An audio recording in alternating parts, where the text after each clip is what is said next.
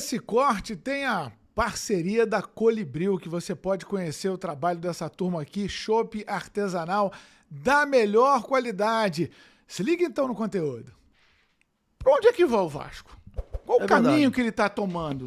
Eu não sei, eu ainda não sei qual é o rumo que o Vasco tá tomando. Eu tenho certeza que a resposta não é boa, o que é péssimo, né? Mais uma vez, para a história do clube. Mas continua esse ponto de interrogação, por quê, hein, Julio? É verdade. Deixa eu fazer um resgate rápido dessa história, que a gente que é importante, para o nosso ouvinte tá aí. Tem muita garotada nova, né, que tem aí com seus 20 anos e que não conhece essa história de aí 12 anos de política do clube, né?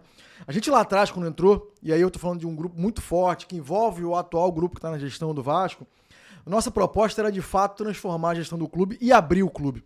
Naquele contexto lá, o clube vivia um cenário de clube fechado, vindo de uma gestão do Roberto muito complicada, uma gestão que teve um ápice muito bom.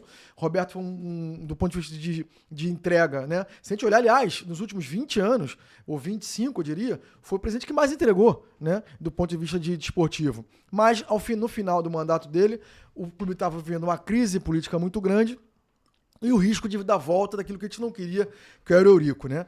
E ali eu me apresentei para lutar contra aquilo que eu entendi como um retrocesso na história do clube. Ninguém queria se colocar contra o Eurico, né? Era uma dificuldade muito grande, era um medo muito grande. Então eu resolvi entrar nessa disputa com o grupo, claro, não estava sozinho, estava com um grupo muito bem preparado, e nós entramos ali nessa disputa para tentar modernizar e trazer para dentro do clube duas grandes discussões. Primeira, abertura política. Então, se tem hoje espaço para vários grupos dentro do clube colocarem a sua voz, que dê graças a esse trabalho que nós começamos lá em 2013, 2014. Tá? E o segundo é o debate qualificado sobre gestão no futebol. Né? Lá em 2014, nós já falávamos de trazer técnicos de Portugal para serem técnicos do Brasil, enquanto nenhum clube falava disso.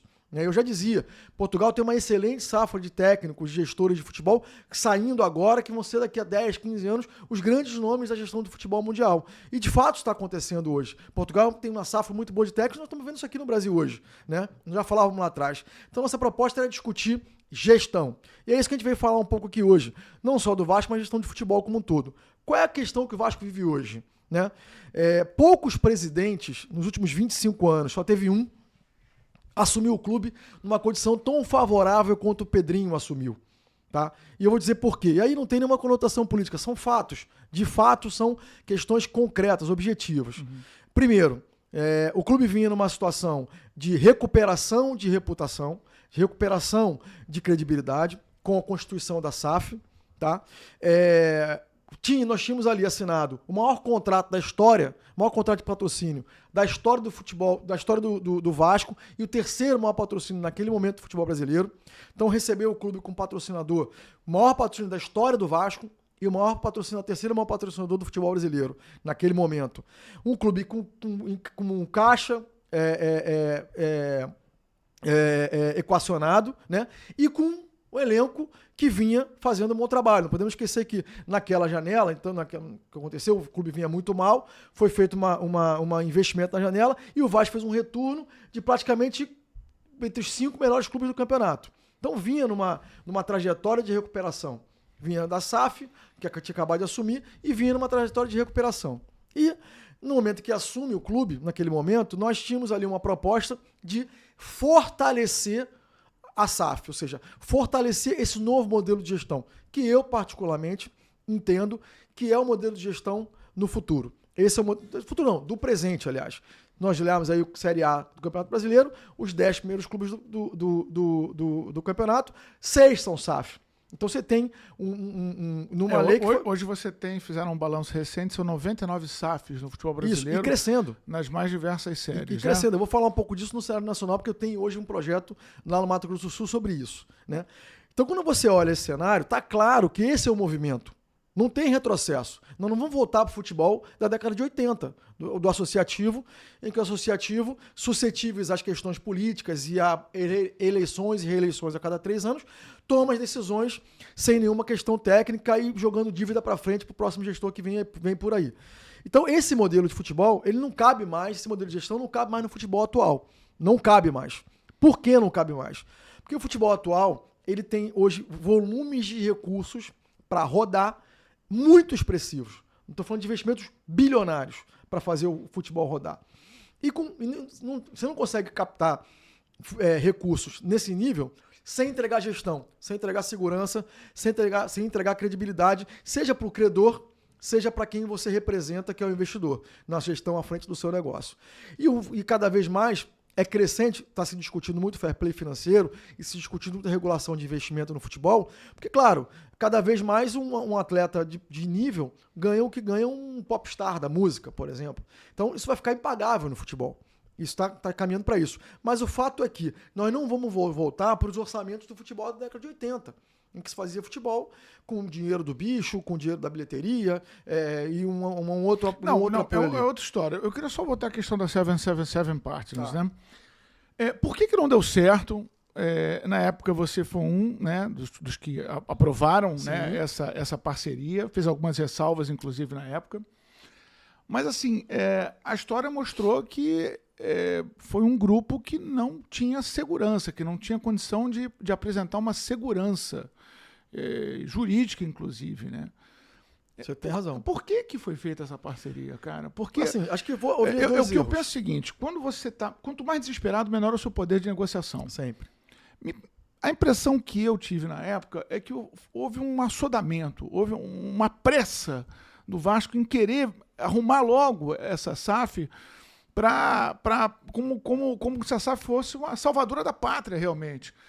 Como é que foi esse processo? Por que não deu certo? E se você até reconhece como um dos que aprovaram que houve uma falha de avaliação? Não, houve uma falha de avaliação, nós falamos sobre isso. Então vamos voltar um pouco para aquele processo. Primeiro de tudo, eu fui o único, à época, que fiz uma ressalva em relação a 777 e coloquei na mesa uma proposta alternativa. Isso está no GE, quem for googar e vai ver.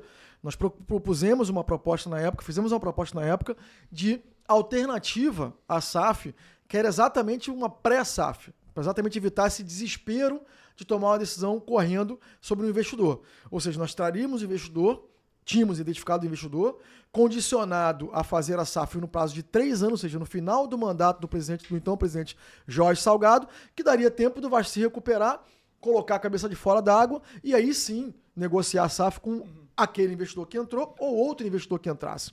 Então, qual era a nossa ressalva em relação a 777? A minha ressalva particular era o desconhecimento e nenhum histórico de atuação como gestora principal de clubes de futebol. Então tinha lá outros negócios de aviação, etc., hotéis e tal, mas não tinha nada de futebol. Então esse era uma novidade. Era uma novidade para esse negócio. E eu entendia naquela época que o que nós precisávamos não era apenas dinheiro. Nós precisávamos também de gestão. Nós precisávamos de entrada, de conhecimento de mercado. Nós precisava sair de um ponto A para um ponto Z rápido. E quem entraria isso teria que ser alguém com experiência. Eu sempre falo o seguinte, é a mesma coisa que você ter uma hamburgueria e ter 2 investidores botando 100 mil reais na sua hamburgueria. Eu, que não conheço nada de hambúrguer, só sei comer, e o McDonald's. É o mesmo 100 mil reais, mas ele tem peso diferente. Como é, por exemplo, a SAF do City, que tem total expertise em futebol e abraçou o Bahia aqui no Brasil. Perfeito, esse é o melhor exemplo. Ou seja, entra jogando, entra com estratégia, entra com equipe, entra com gestão, entra com o que se chama de know-how, conhecimento em gestão do negócio específico. Faz toda a diferença, porque a curva de aprendizado ela já está lá em cima. Sim. Você não perde período de tempo de aprendizado, que foi o que aconteceu. Então, os erros que a 777 cometeu na gestão do Vasco, depois acabaram sendo corrigidos, e até um pouco rápido, que eu estava falando aqui exatamente da questão desportiva, foram muito em função disso. Da dificuldade de entender como se negociava no futebol. E estavam aprendendo um modelo de aprovação muito ligado ao mundo corporativo e muito distante da realidade do futebol. Todos que entraram como gestores naquela época reclamavam disso, do processo de aprovação, da dificuldade que a 777 tinha de tomar decisões, porque desconhecia o futebol. Então criou um modelo de gestão distante da realidade do futebol. Então essa era a nossa grande crítica. Longe da realidade do futebol. Não tínhamos nenhuma visibilidade, de fato não tínhamos, em relação ao que aconteceu de problema, que era a questão financeira da 777. Né? A dificuldade que eles tinham. Isso era um trabalho da consultoria que assistia à gestão, lembrando que eu era oposição naquela gestão, então tinha um grupo da diretoria do Jorge Salgado que estava tocando esse negócio, né? Que estava à frente desse processo de aquisição, de fusão e aquisição. E tinha uma consultoria que era a KPMG, que era responsável por esse processo de captação do investidor e due diligence, que é fazer a investigação pregressa daquele grupo, entender qual é a situação daquele grupo, que saúde que ele tem, capacidade que ele tem de cumprir, honrar aqueles compromissos que ele está colocando no papel. Isso é o trabalho da consultoria. Então, ali houve uma falha desse trabalho. Então, eu diria que, de fato, houve um problema inegável, não tem como negar, isso foi realmente um problema. Agora, a solução desse problema é onde nós divergimos no Vasco. Quer dizer, trazer o associativo de volta para a gestão do clube é o que nós divergimos. Nós sempre entendemos que vamos manter a SAF apartada do associativo, com o sócio dentro do contrato vigente, usando os mecanismos que o contrato tinha. Inclusive, tinha mecanismos previstos em caso de não aporte da 777, que é o argumento que o Pedrinho utilizou para fazer a intervenção. Aporte esse que não tinha ainda chegado a data de ser feito, era em setembro do ano. Ele entrou na justiça em abril, alegando possível inadimplência da 777.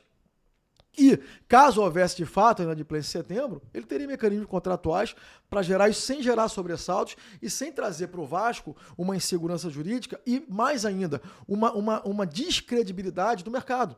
Ou seja, o mercado hoje vê o Vasco muito confuso. É isso que eu ia te perguntar. Quer dizer, o quanto que esse processo conturbado com a 777 distanciou o Vasco de um novo parceiro, né? A gente vê isso hoje, né? Então, eu acho que hoje o próprio Pedrinho, quando diz assim, não vejo ninguém para comprar, e diz aí na imprensa, é um pouco reflexo disso também, né? Ou seja, a gente entende que quanto mais confuso um processo, quando você tem um litígio, imagina, um apartamento que você vai comprar na Vieira Solto de 200 metros quadrados, a um preço de R$1 milhão, só que a família está brigando pelo apartamento, o irmão. Esse modelo da SAF como gestora majorativa, né, do futebol, é o que você aprova? Eu acredito nesse modelo, de fato acredito nesse modelo, porque ele traz ele mantém o clube associativo como parte integrante do projeto. Então, naquilo que ele mais sabe aportar, que é o quê? É a história, é o conhecimento daquela marca, é o conhecimento daquele público, é o conhecimento daquele ente social, né? Dentro de um conceito de que o clube é uma parte de uma sociedade, né? Ninguém conhece melhor isso do que o clube associativo, né? E o sócio traz aquilo que o associativo é incapaz de fazer, que é a estruturação financeira necessária para aportar os recursos que o clube precisa para chegar onde precisa chegar. Dou o exemplo do Mirassol, por exemplo. É só ver o resultado que o Mirassol tem hoje, com a folha que é uma fração do que o Vasco tem. Entendeu? Eu falo isso porque há modelos e modelos, por exemplo. Você tem na Alemanha o impedimento, né? O controle majoritário é do clube associativo. E aí você pode até dar 51% ou 50,1%. O controle major tem que ser do clube associativo. Aqui no Brasil não, a gente já vê esse domínio, né? No Brasil, na Inglaterra, também, Portugal, na Espanha. O modelo majoritário é esse, na verdade, né? Você Estados Unidos, né? Você permite que o investidor tenha controle absoluto do clube. Esse é o modelo majoritário. E o que eu entendo que, de fato, permite com que o dinheiro chegue, falando bem de forma português, claro, que o dinheiro chegue e que se aproxime o máximo possível da liability, da responsabilidade do gestor, do dono do dinheiro e do seu gestor, né? Ou seja, o investidor coloca o dinheiro, coloca um gestor ali para fazer o resultado acontecer. E o trabalho do clube associativo é o trabalho de cobrar aquilo que toda torcida quer, que é o resultado desportivo. Ou seja, você não pode ter uma SAF num clube como o Vasco da Gama, por exemplo, que separe, que aparte, né, o resultado desportivo do resultado financeiro. Ou seja, não pode entrar um sócio que queira só o lucro. Isso é incompatível com a história do Vasco, né? Ou com um grande clube brasileiro. Estou falando do Vasco, mas se a gente falar de Brasil, estou falando de Palmeiras, Corinthians, São Paulo, Fluminense, Botafogo, Flamengo, enfim, Inter, Grêmio, qualquer grande clube brasileiro que tenha um clube de massa, Bahia, Vitória, né, Santa Cruz, qualquer grande clube brasileiro, você não pode associar o resultado financeiro do resultado esportivo.